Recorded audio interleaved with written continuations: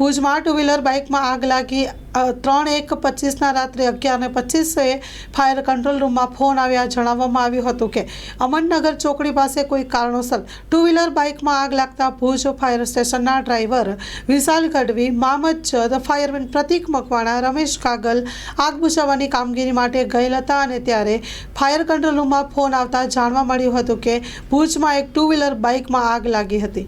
Story report by Karan Vaghela, Bhuj.